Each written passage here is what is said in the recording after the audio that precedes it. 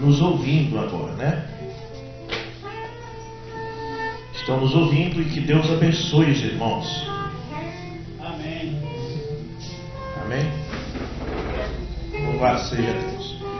Que Deus abençoe aqueles que nos ouvem de bom grado. Os que ouvem de bom grado. Amém. Que Deus possa abençoar. Bom, eu não quero levar um tema profundo nessa escola dominical, mesmo sabendo que os irmãos em Bragança gostam de um tema um pouco mais profundo, mas é preciso entender a questão do irmão Aldo e da irmã Silva, que estão começando na mensagem. A gente precisa ir um pouco mais raso, né, na coisa. Ainda mais que o irmão Aldo está gravando, e essas gravações podem até servir para ele colocar alguém da família para ouvir. Amém. E se eu pregar uma coisa muito profunda, as pessoas não vão entender, né? Então, eu quero pregar, já que ele está gravando, como eu disse, uma mensagem assim, mais evangelística, já para as pessoas entenderem. Amém. Então eu quero ler Hebreus capítulo 11, versículo 6. Nós vamos ficar de pé para ler essa mensagem da palavra de Deus. Amém.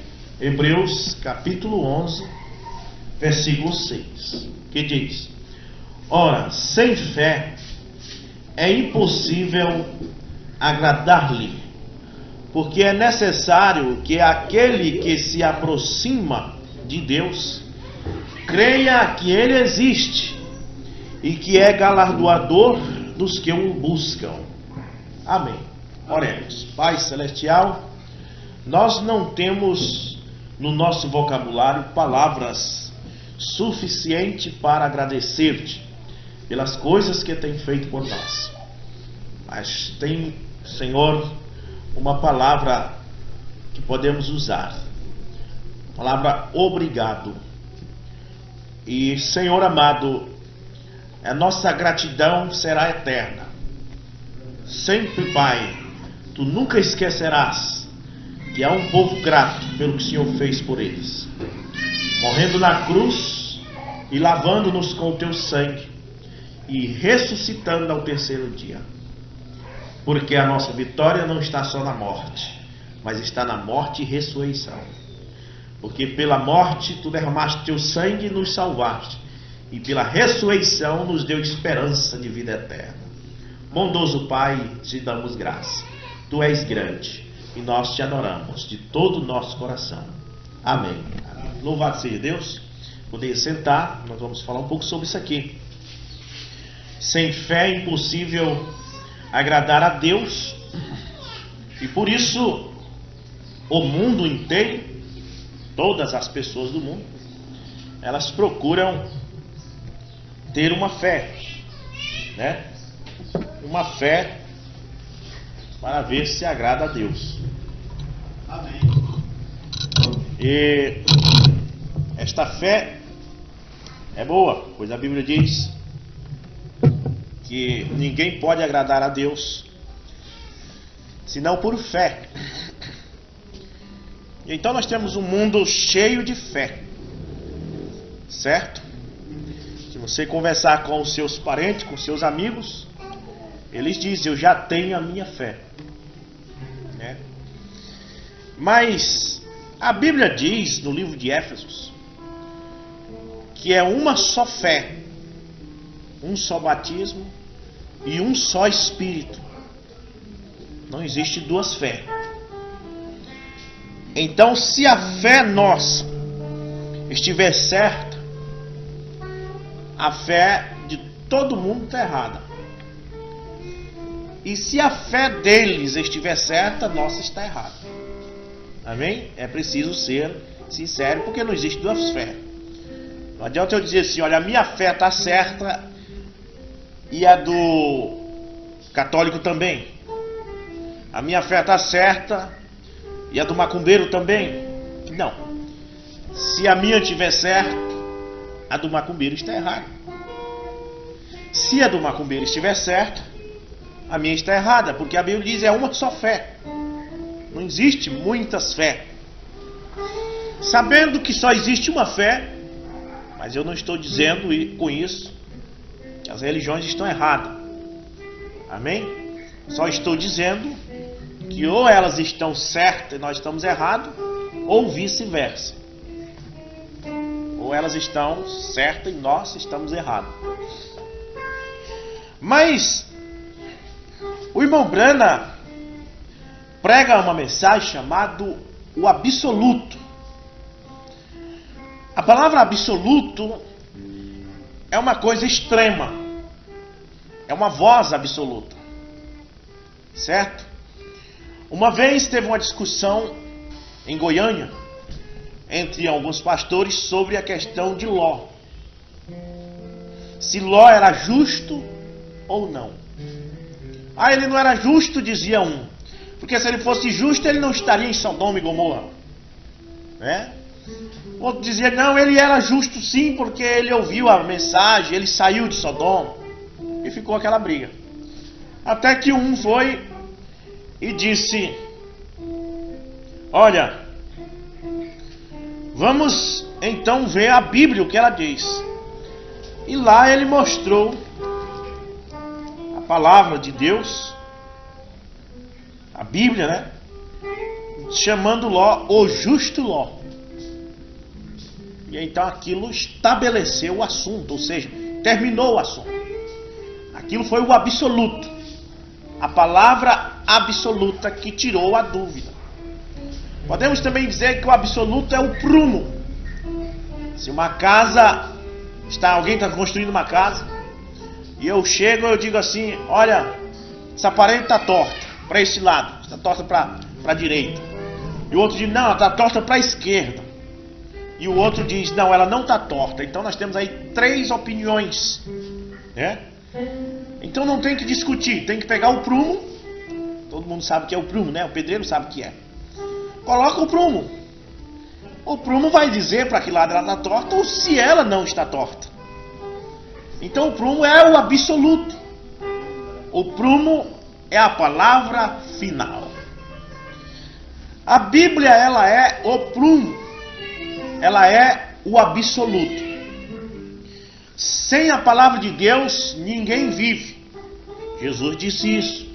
E disse, nem só de pão vive o homem, mas de toda a palavra que sai da boca de Deus. Então, Deus nos deu a sua palavra para ser o absoluto na nossa vida, para ser o prumo. Mas o inimigo das nossas almas, ele engana as pessoas e tenta tirar, como eu disse ontem à noite, essa fé nisto das pessoas dizerem, olha,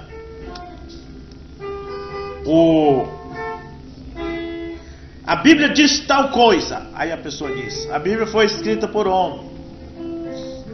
Isso é uma desculpa, só para não crer no que ela diz, né?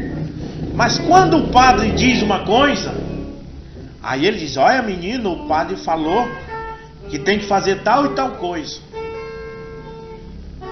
Agora você coloca a palavra do padre e a palavra da Bíblia junto.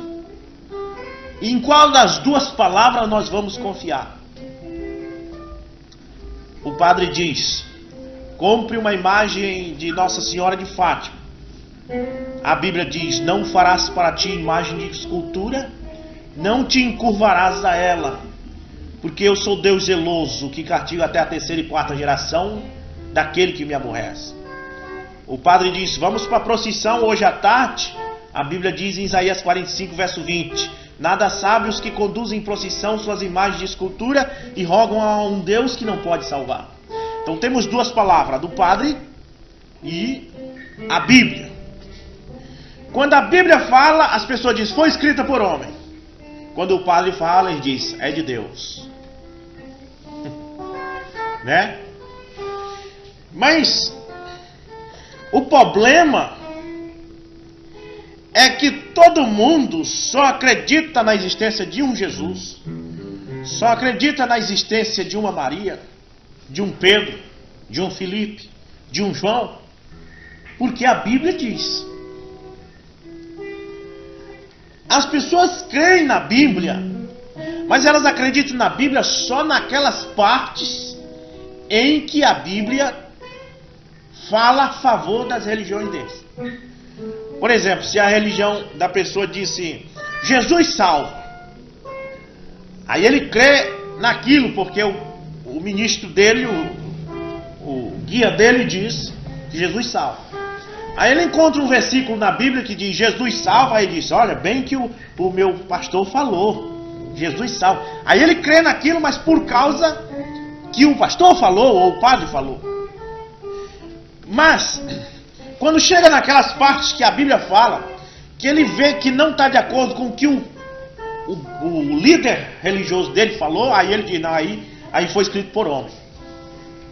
É verdade? Então vamos fazer um parâmetro aqui. A Bíblia diz, Jesus salva. Todo mundo diz, é verdade, Jesus salva. Por quê? Porque o meu pastor disse isso, o meu padre disse isso também. Tá. A Bíblia disse que houve uma jovem chamada Maria. Opa, isso aí é verdade, porque o padre falou, o pastor falou, todo mundo falou. Eu creio nisso aí.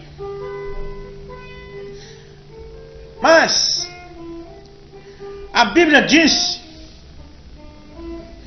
que tem que se batizar nas águas. Opa, aí não. Aí eu não creio, por causa que na minha religião não é nas águas, é com gotinha d'água na cabeça. Aí eu não posso crer. Quer dizer, as pessoas acompanham a Bíblia, mas só até onde vai de acordo com a religião deles, entendeu? O que eles não sabem é que Deus não tem compromisso com a religião. Deus tem compromisso com a Bíblia. Jesus disse para examinar a Bíblia, em São João 5, versículo 39. Examinai as Escrituras, porque são elas que de mim testificam, e nelas, na Bíblia, cuidais de ter vida eterna. Também em São João 7 ele diz, quem crê em mim, como diz a Bíblia, não como diz a religião, mas como diz a Bíblia, rios de água viva fluirão do seu ventre. Então Deus tem um compromisso com você, mas se você estiver na palavra dele, ele não fez compromisso com quem está na religião, ele fez compromisso com quem está na palavra. Porque se ele tivesse feito um compromisso com quem está na religião, que religião seria? Porque nós temos milhares delas. E o católico diz, é na minha. Mas a do católico também não é do tempo de Cristo. Qualquer um sabe, se pegar um livro de história, sabe que ela começou no ano 300 depois de Cristo. Depois que não havia nenhum apóstolo vivo mais. O protestante diz, é a minha verdade. Mas todo mundo sabe que os protestantes começaram há 500 anos atrás. É verdade? Mas se você for mais para trás, a religião mais velha que o catolicismo, qual é? Tem o farisaísmo, os saduceus e os samaritanos. Se você quiser buscar a mais velha, você vai ter que ir lá para os judeus, para os samaritanos, para os saduceus, porque essa era a mais velha. Se você tiver essa ideia de que a mais velha é que é a certa. Mas não é a mais velha que é a certa e nem a mais nova que é a certa. A certa é aquela que está de acordo com a palavra de Deus, que está de acordo com a Bíblia. Não me importa se ela começou hoje, não me importa se ela começou agora, nesse instante, se ela acabou de ser criada, se ela está de acordo com o que a Bíblia diz, ela é a igreja que Jesus deixou.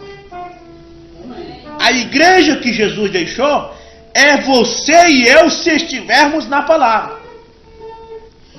Se nós estivermos de acordo com a Bíblia, nós somos a igreja que Jesus deixou, porque a igreja não é um templo de tijolo,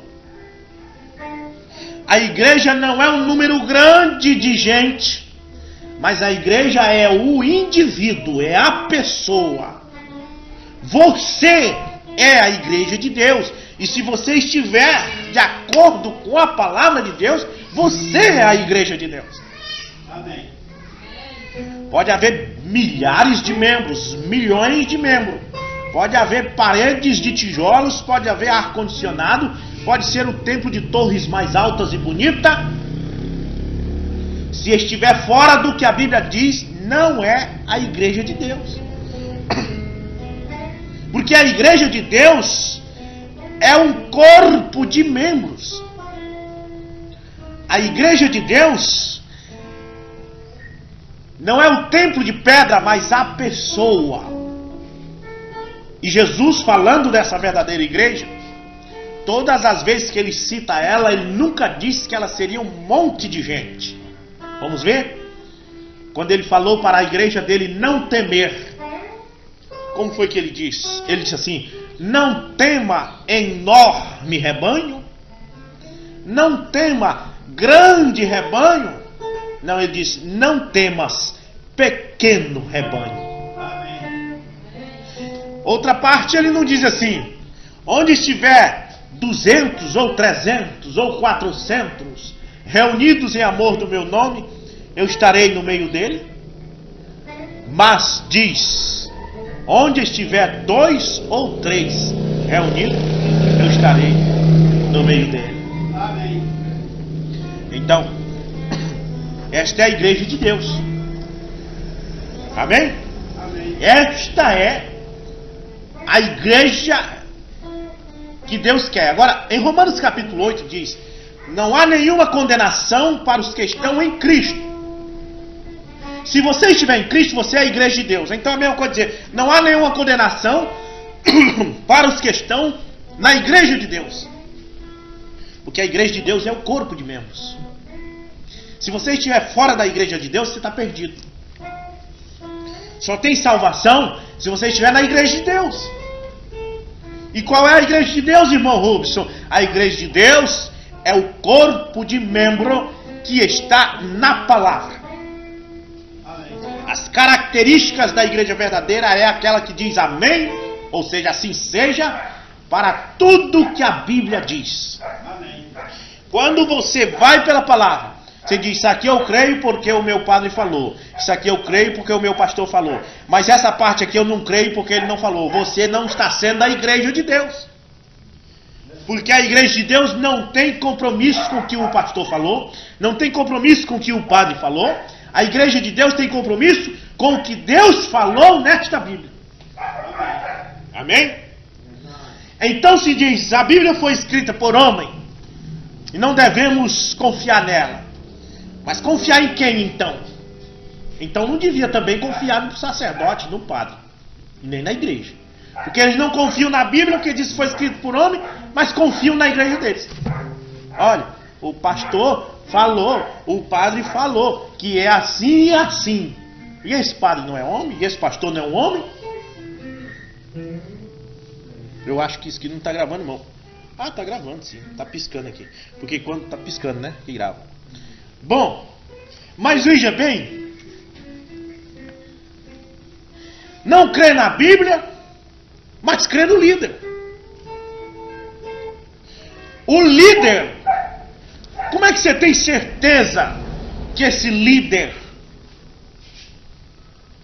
ele tinha que ser Deus para ele não falhar? Não é verdade? Ele tinha que ser Deus, ele tinha que ser o próprio Deus para ele não falhar. Porque se nós não confiamos na Bíblia, achamos que ela pode falhar, imagine nesses líderes de hoje. Imagine num pastor hoje, num sacerdote hoje. Eu digo, a Bíblia foi escrita por homem, não posso confiar nela. Mas quando o pastor deles fala, ou o papa deles fala, eles acreditam. Se a Bíblia pode falhar, imagine esse homem. Você entende? Agora, eu comparo a Bíblia com o livro da Constituição brasileira. O livro da Constituição brasileira fala a verdade, o povo não segue, né? Nem o povo e nem os gestores municipais, estaduais e federais. Né? Porque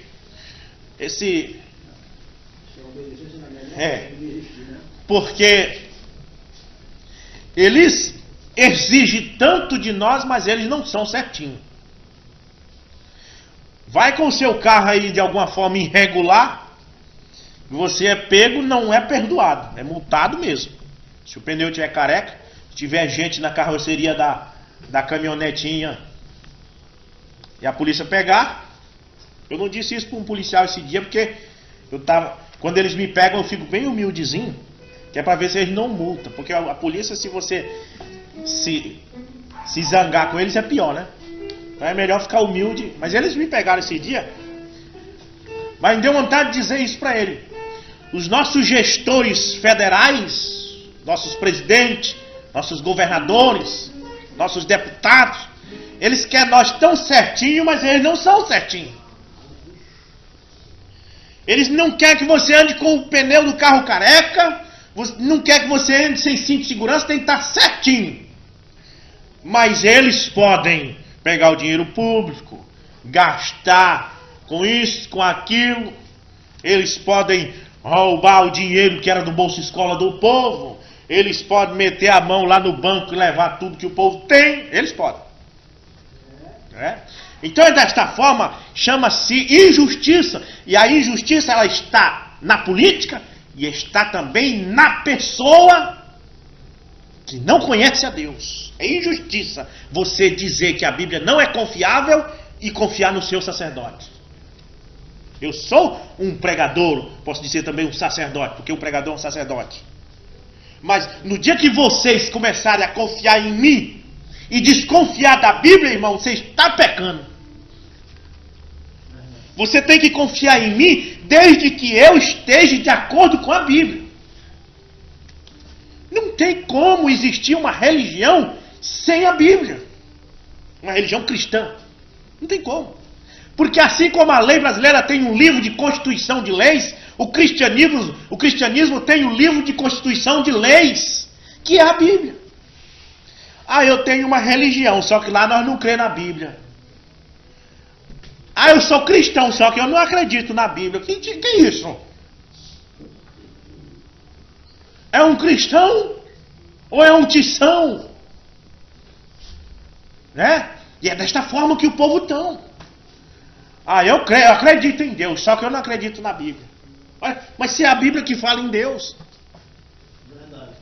Eu acredito em Jesus, só que eu não acredito na Bíblia. Se é a Bíblia que fala em Jesus.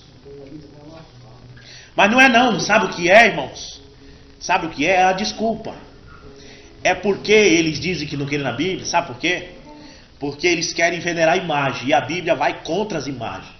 Aí eles dizem isso, que é para quando você diz, eu vou mostrar aqui na Bíblia um versículo que fala que não pode adorar a imagem. Aí eles dizem assim, aí já é uma desculpa para poder dizer, mas a Bíblia foi escrita por homem, não acredito nela. É só uma desculpa.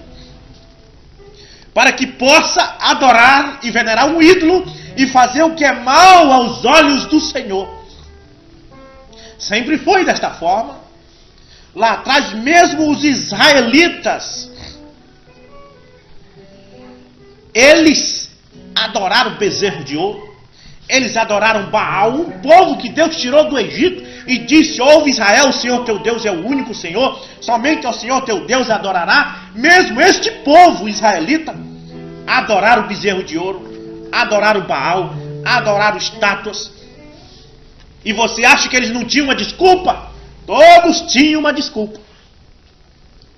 Você vê os japoneses venerando Buda. Você diz, eles vão para o inferno porque eles adoram um ídolo. Converse com um japonês para você ver se ele não tem uma desculpa. Ele tem uma desculpa. Ele vai dizer, não, Deus só existe um mesmo, é o Deus do céu, o Criador do céu e da terra. Só que Buda é apenas uma deidade de Deus. E assim cada um tem uma desculpa.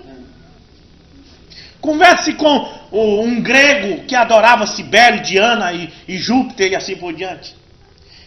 Todo mundo, irmão, todo ser neste mundo crê que existe um Deus que criou os céus e a terra. Mas todo mundo tem uma desculpa para adorar um ídolo. Os egípcios adoravam Horus, Ísis e assim por diante. Mas os egípcios criam que há um Deus supremo, uma força superior que criou as águas, que criou os céus, que criou as estrelas. Eles creem que Ísis é apenas intercessora desse ser. E assim vai para o catolicismo. Diga ao católico, olha, tem que adorar só a Deus. Ele diz, não, mas é só Deus mesmo que tem que adorar. E por que vocês veneram Maria e São Benedito? Não, eles são apenas mediadores. Sempre tem uma desculpa. Uma desculpa para pecar. Conversei com um amigo meu, que é policial, Cabo Ferreira. Eu chamo ele Ferreira Mandinho.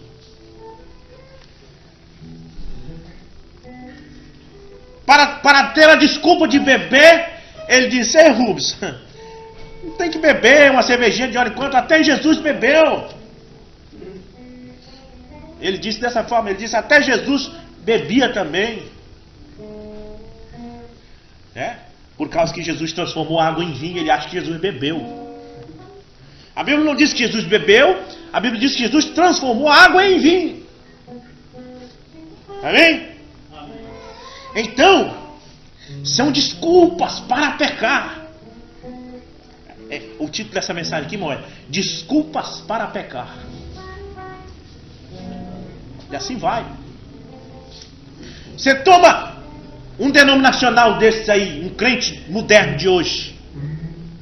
Você diz para ele, ou para ela, que tem que vestir uma saia mais longa, que esse short de laica, ou não sei se é coto que chama, está desenhando o corpo dela. E que não é bom isso para uma cristã. Ela tem uma desculpa, ela diz, o meu pastor diz que Deus só quer o coração. A desculpa para poder usar o short. Só que a Bíblia diz, a mulher se vista com pudor e decência. Com trajes modestos. Você entende? São desculpas que as pessoas têm. Mas essas desculpas não vão valer no dia do julgamento de Deus.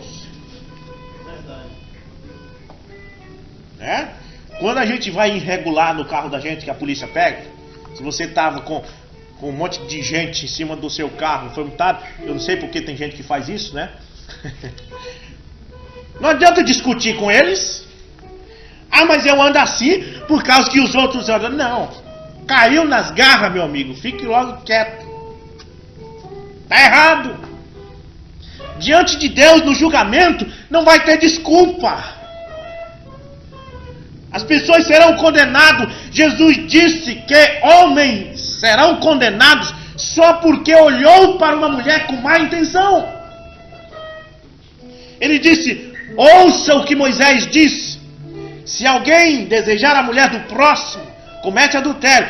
Pois eu vos digo, disse ele, se alguém pelo menos olhar com má intenção, desejar no coração aquela mulher, já cometeu adultério com ela, para Deus, e já é um adúltero. E a pessoa poderá ser condenada por adultério. Mas espera, irmão Rubens, que é isso? A Bíblia diz que a porta é estreita e o caminho é apertado. Aí a mulher de shortinho diz assim, o problema é deles, eles olham para mim e vão se condenar. Ela também vai ser punida, porque ela induziu eles a se condenar. Eu tenho observado o jeito delas. Os carros parados na estrada, nas ruas, elas passam, aí quando elas chegam pareadas com o carro, elas olham para o vidro do carro para ver se está mesmo bem atraente. Elas não querem aquele homem. Às vezes elas são até casadas, elas não querem ele. Elas querem só fazer ele pecar, só isso. Porque tem um espírito de demônio ali, porque o demônio sabe que Jesus disse que se ele pelo menos olhar com má intenção, já adulterou. Então o espírito está nela. Aí ela vai ali e o demônio que está nela diz, te veste o short bem devasso, que é para aquele tolo que está ali, olhar, ele vai te desejar. E ele vai para o inferno por causa disso. E assim elas vão condenando rua abaixo, um monte de gente. E no final ela também será condenada, porque ela está fazendo uma pregação com o seu corpo. Assim como eu e você estamos fazendo uma pregação quando estamos andando na rua vestido com decência, nós estamos pregando nossa vida, com a nossa vida. Assim uma pessoa que anda na rua devassamente está pregando também alguma coisa, só não é a verdade. Está pregando uma coisa que está induzindo levar homens para o inferno. E quando chegar lá, Você está condenado porque você desejou uma mulher de um homem que ia passando na rua. E agora? Agora chama aí, você vem cá. Não, mas era você que ia passando lá e ele te desejou. Porque você estava vestido num shortinho mostrando as nádegas. Ela disse, mas eu não tenho culpa, ele olhou porque quis. Não, você tem culpa porque quando você vestiu o shortinho em casa, você já vestiu com essa intenção.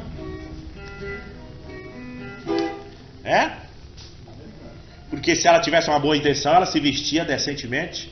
Porque ela se vestia e dizia, eu não vou dar chance para ninguém pecar. Vou me vestir decentemente. Aí sim, se eles olham, Senhor, eu ia passando lá vestida decentemente e mesmo assim ele me desejou com a maldade dele. Aí sim, aí só ele vai ser condenado. Mas se ela se vestiu em casa, ela já saiu com aquele shortinho de mão dada com o marido, com essa intenção. É o que Jesus disse. Que Deus tenha misericórdia, só o sangue de Jesus Cristo poderá salvar-nos. E se há um dia chamado hoje, o Evangelho está sendo pregado para que nós nos arrependa e pare com essas desculpas. E se esconda debaixo do sangue de Jesus Cristo. Mas a desculpa sempre vem. A desculpa sempre está aí. Não, o meu pastor diz que Deus só quer o coração. Eu ia chegando na padaria de manhã um dia, vi duas mulheres passando de shortinho. Uma disse para outra, tu viu, mano, que grande pregação ontem à noite? Aquilo é que é pregação. Eu disse, como será? Será que foi uma boa pregação? Eu escutei, aí uma disse para outra, tu viu lá? Aquilo é que é verdade. Viu? Esse negócio, esses pastores ficam com o negócio de roupa. O pastor disse que roupa não tem nada a ver. Isso é que é pregação. Meu Deus, eu disse, urubu gosta de carniça. Você vê uma carniça ali na rua, você tem nojo daquilo. O urubu baixo faz uma festa e diz, isso é que é comida. Isso é que é comida. Mas para você aquilo é imundo. Ela diz, isso é que é pregação. Para mim isso é pecado. Isso que as pessoas chamam de pregação certa, eu chamo de pecado. Deus não muda. Desde o princípio, Ele é o mesmo. A Bíblia diz em Hebreus 13:8, Jesus Cristo é o primeiro, Jesus Cristo é o mesmo ontem, hoje e eternamente. E se lá atrás Ele disse aos apóstolos que devemos nos vestir com pudor, com decência. Se lá atrás Ele disse que quer o corpo, sua alma e seu espírito, e não somente o coração, hoje Ele tem que dizer a mesma coisa, senão não é o mesmo Deus. Se hoje está dizendo que é só o coração, então não é o mesmo Deus que fundou o cristianismo. Amém? Nós estamos supostos a crer no Deus que fundou o cristianismo? Ou estamos supostos a mudar? Olha, irmãos, esse tempo que estamos vivendo agora é o tempo mais difícil que tem. As pessoas só querem uma desculpa para continuar no pecado. Amém? Mas a verdade que eu vou dizer para vocês agora é esta. Não há um versículo na Bíblia que te diga para fazer uma imagem e venerar. Ao contrário, diz para você quebrar ela. Aquela serpente que Moisés fez e que quando eles eram mordidos de cobra olhavam para ela e era curado. Eu quero que você saiba que ela foi quebrada depois. Certo? Eu creio que é Reis. Segundo Reis, capítulo 18. Eu creio que é segundo Reis, capítulo 18.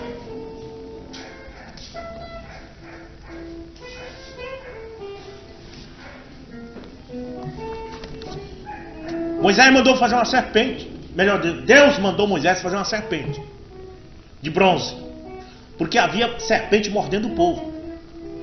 Certo? E o povo estava morrendo. E Moisés orou a Deus e Deus disse, olha, faz uma serpente de bronze e coloca numa haste. Qualquer israelita que for mordido de cobra, olhando para aquela serpente, vai ficar curado da sua chaga. E Moisés fez, colocou lá. E quando a cobra mordia no pé, ele olhava para aquela serpente de bronze, o veneno não fazia nada. O que aconteceu? Hoje o povo, com a desculpa para poder venerar a imagem, Ele diz: Moisés, lembra que Moisés fez uma serpente? Foi, ele fez. Mas só que as pessoas não lêem o restante da Bíblia, que mostra que depois de um tempo o povo começou a adorar aquela serpente, venerar ela, porque percebeu que ela era curandeira e não era ela, era uma coisa que Deus tinha criado para isso. Aí o que Deus fez? Em 2 Reis, capítulo 18, olha o que Deus fez no verso 2. Diz assim, falando do rei Ezequias, tinha 25 anos de idade quando começou a reinar. Em 29 anos reinou em Jerusalém.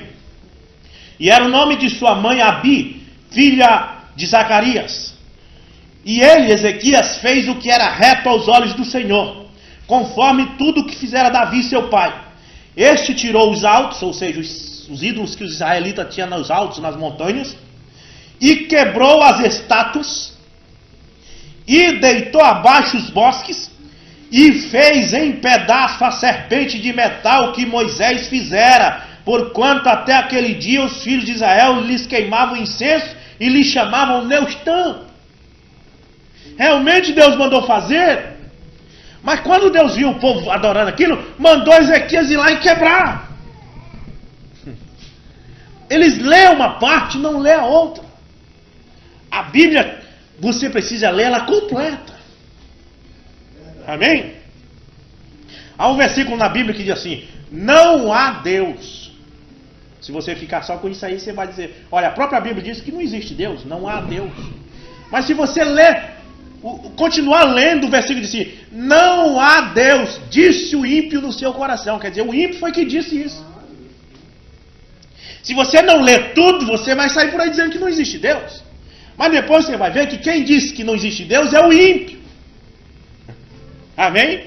Amém. Então, irmãos, são desculpas para pecar.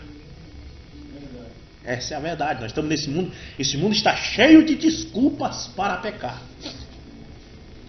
Olha, essa roupa devassa, a Bíblia diz que devemos nos vestir com pudor e decência. Ei, o meu pastor disse que Deus só quer o coração. Olha, essas procissões com imagem, a Bíblia diz: não farás para ti imagem de escultura. Ei, o meu pastor, o meu padre disse que Moisés mandou fazer uma serpente e o povo venerou ela. O resto ele não leu, que depois mandou quebrar. Desculpas para pecar. Verdade. Amém? Olha, Atos 2:38, Pedro mandou batizar, Pedro batizou em nome do Senhor Jesus Cristo. Ele diz assim: eu prefiro ficar com Jesus, que diz para batizar em nome do Pai, do Filho e do Espírito Santo. Desculpas para pecar, porque Jesus não mandou repetir essas palavras. Jesus mandou batizar no nome do Pai, no nome do Filho e no nome do Espírito Santo, que é Senhor Jesus Cristo. Esse é o nome do Pai, do Filho e do Espírito Santo. Amém. Desculpas para pecar. Quando você diz, olha, lá em 1 Coríntios 14:34, Paulo diz que a mulher não pode ser pregadora, não pode ensinar na igreja. Timóteo capítulo 2, versículo 9 em diante, diz a mesma coisa. Ele diz: e Ruth? E Esther? Desculpa para pecar, porque Ruth não era pregadora, Esther não era pregadora. Esther era uma rainha. Esther não fez nenhuma pregação, nenhum púlpito ela subiu para ensinar a palavra de Deus. Era a história de uma rainha. Ruth não subiu em nenhum púlpito para ensinar ou pregar a palavra de Deus. Ruth era uma mulher, conta a história de uma mulher que tinha perdido seus direitos, porque o marido havia morrido, e ela só podia se casar agora com um parente dele, de acordo com a lei judaica. E ela encontrou Boaz, que redimiu ele. Só isso. Não há nenhum versículo que diga: e Ruth subia no púlpito da igreja todo dia e pregava o evangelho. São desculpas para pecar. São só desculpas para fazer o contrário do que a Bíblia diz. Amém? A Bíblia fala das profetisas. As profetisas não é a mesma coisa que ensinadoras ou pregadoras. Nós podemos ter profetisa na igreja. O que a gente não pode ter é uma pastora aqui ensinando a palavra de Deus, porque Paulo disse para não ter. É verdade. São desculpas para pecar. Amém. Todo mundo tem a sua fé, como eu li agora. Sem fé é impossível agradar a Deus. Voltando ao tema. Eu sou macumbeiro, mas você sabe, todo mundo tem sua fé. Você tem uma fé, macumbeiro, mas está errada a sua fé. Não é a fé em Jesus Cristo, não é a fé na palavra, só tem uma fé. Ah, eu sou católico e todos nós temos a nossa fé. Você tem uma fé, mas uma fé errada. Uma fé que te faz adorar ídolos que Deus disse para não adorar. Ah, todo mundo tem a sua fé, e a minha fé é, se a sua fé não for a fé do jeito que a Bíblia diz, é uma fé errada, e só existe uma fé, diz a Bíblia. Uma só fé, um só batismo, um só Deus, e um só Espírito. Efésios capítulo 4. Amém. Amém? Então são desculpas para pecar. Mas os filhos de Deus, aqueles que foram chamados desde antes da fundação do mundo, eles não têm desculpas para pecar. Quando a Bíblia fala, ele diz: Senhor, realmente eu estava fazendo assim errado. Mas se a Bíblia disse, então pronto. Amém? Não existe desculpas. Olha, Senhor, eu sei que eu fiz isso, eu fiz aquilo, mas agora eu vi a Bíblia dizer, então pronto, agora é mesmo, vai ser daqui para frente o que a Bíblia diz. Os filhos de Deus são assim. A Bíblia diz: os que são de Deus, ouve a palavra de Deus e obedece. Amém. Os que não são de Deus inventam sempre uma desculpa. Os fariseus inventaram uma desculpa para rejeitar Jesus. Jesus chegou, ressuscitou Lázaro, que estava morto. Então isso aí já era uma coisa grande. Chegou com um homem no tanque de Betesda, que estava lá há tantos anos naquela marca, esperando o mover das águas, como vocês sabem da história. Jesus fez ele: levanta, pega a tua maca e vai para casa. Os fariseus, se eram deles crer, em vez deles crer, como eu e você temos crido, eles inventaram uma desculpa. Sabemos que ele curou esse homem, essas obras aí são de Deus mesmo. Só que nós temos uma desculpa para nós rejeitar ele. Ele fez isso no dia de sábado. Sempre tem uma desculpa para rejeitar. Sabemos que ele expulsou demônios e ressuscitou mortos. Mas deixa eu dizer aqui, ele fez isso com o poder de Belzebu, o príncipe das trevas. Sempre arranjando uma desculpa. E assim vai, o mundo vai inventando desculpa. Mas naquele dia, no trono do julgamento de Deus, não haverá desculpa.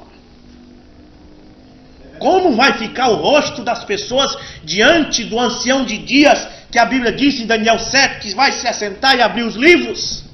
E do seu trono emanava um rio de fogo, e milhares de milhares o ministrava a ele. E ele abrirá os livros diante da pessoa e dizer assim: você, aqui eu vejo que você viveu na terra, usando roupa devassa para que os homens pecassem olhando para ti, adorando ídolos, bebendo cerveja, jogando dominó. O que é que você me diz disso? Senhor, mas também você tem que entender que naquele tempo que eu estava lá na terra, era um tempo moderno. Não tem desculpa, você vai para o inferno. Não, o senhor tem que entender que o meu pastor disse: não, vai para o inferno. Você e seu pastor que disse essa mentira. Você tem que entender que o meu padre disse que Moisés mandou, tu mesmo mandou Moisés fazer uma serpente. Não, vai tu e o teu padre para o inferno, porque o teu padre não te ensinou que depois eu mandei Ezequias quebrar a serpente. Não haverá desculpa. Se há um dia chamado hoje, é hora de jogar desculpa debaixo do banco. É hora de se desarmar. O povo está tudo armado contra Deus. Quando Deus vem com eles, em vez deles se renderem para Deus, eles botam um monte de desculpa no nome de Deus. Todo mundo armado.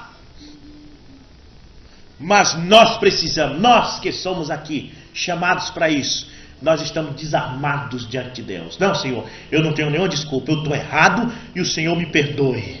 Eu quero ser salvo, Senhor. Amém. Esses serão os que vão se salvar. Os que vão se salvar são aqueles que não usam desculpas, que não se armam contra Deus, mas que se desarmam e dizem: Senhor, eu estou errado e eu preciso do teu perdão. Amém? Amém. Então são apenas desculpas para pecar. E não haverá desculpa um dia. Mas hoje, a Bíblia diz: se hoje ouvirdes a sua voz, esta é a hora. de arrepender-se dos nossos pecados. Amém? Amém. A palavra está sendo pregada. Deus continua chamando de bom grado. Se hoje ouvir a sua voz, não endureçais os vossos corações. Amém? Amém. Se hoje ouvir sua voz, não invente desculpa, em outras palavras. Venha e diga: Senhor, não há desculpa, eu estou errado. Esse jogo de dominó não está certo. Essas roupas escandalosas não está certo, Senhor. Senhor, essa veneração de ídolos que eu estou fazendo, não adianta eu vir dizer com o papo de dizer que não, só tem um Deus mesmo, mas esse ídolo que eu adoro é apenas uma foto da minha vovozinha. Eu tenho foto do meu avô na minha carteira. No entanto, eu não coloco a foto do meu avô ali na estante e me ajoelho e peço para ele rogar por mim. Se eu fizer isso, é idolatria. Ah, é como uma foto. Não é como uma foto, não. Se fosse como uma foto, você botava ela no quadro e lá deixava. Não é. É botado em cima do andor e sai na rua adorando. Não é como uma foto. Aqui, ó, tem uma foto aqui do irmão Brando. Quantas vezes vocês me viram botar em cima do andor e pedir para vocês saírem na rua adorando ele? Quantas vezes vocês viram eu me ajoelhar aqui e pedir para ele? Aí, isso aqui sim é como uma foto.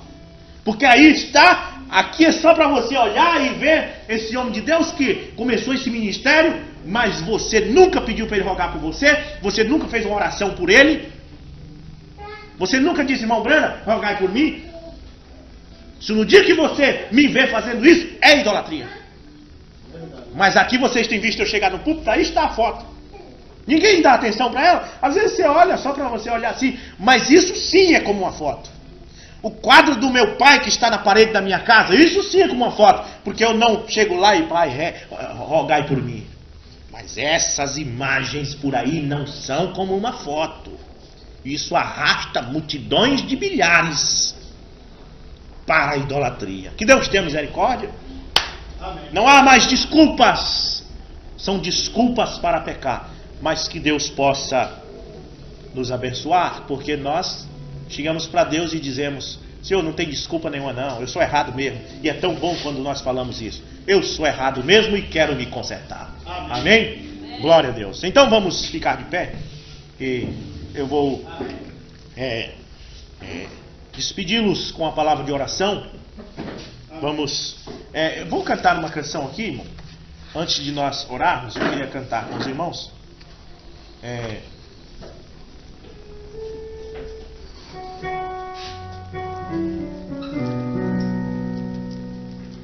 Vamos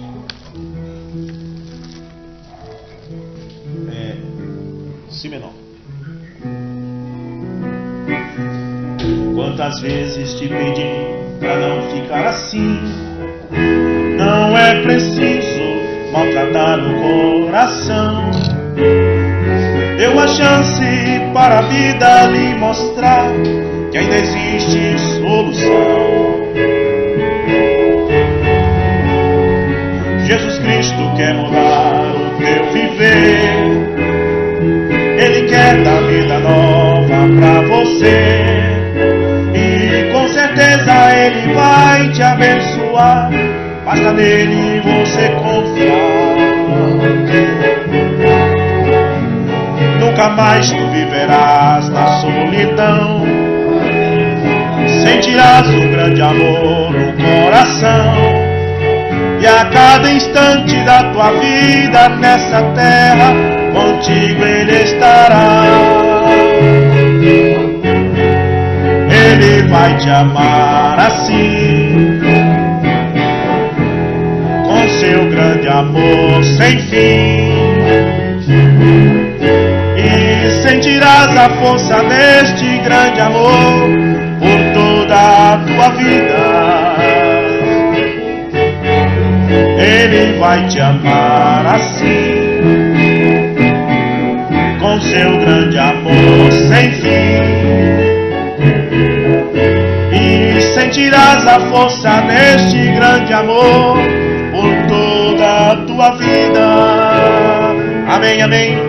Oremos. Pai celestial, te damos graças, meu Deus, por esta hora, Pai, maravilhosa, quando podemos ouvir tua palavra, nesse dia chamado hoje, que estamos te adorando de todo o coração. Pai celestial, haverá um tempo em que essa voz cessará. E então o mundo vai continuar com as suas orgias, suas adorações de ídolos. E andarão de um lado para o outro e não encontrarão mais a voz da verdade e da pregação. Mas, Pai, se o mundo soubesse que ainda existe essa voz no mundo, ele se converteria e tu salvaria todos. Mas eles não querem. Porém, eu oro, Pai, por esse pequeno número aqui que creu e que veio, e que eles sejam abençoados.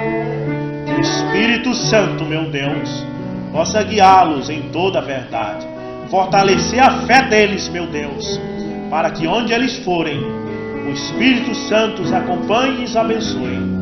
Em nome do Senhor Jesus Cristo é que oramos. Amém. Fica com nossos irmãos, Pai, pois nós vamos contigo.